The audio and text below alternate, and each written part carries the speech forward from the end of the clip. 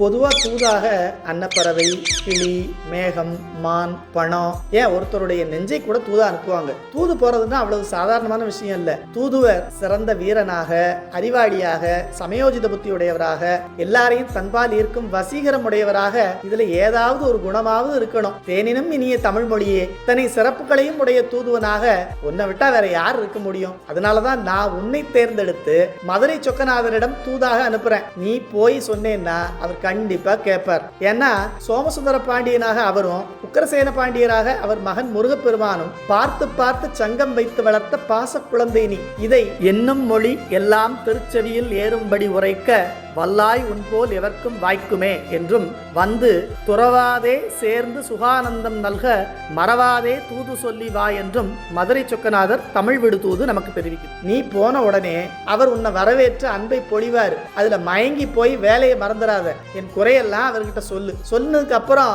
அங்கேயே இருந்துடாத. வந்து அவர் என்ன சொன்னாருங்கிற மறுமொழியையும் எனக்கு தெரியப்படுத்து.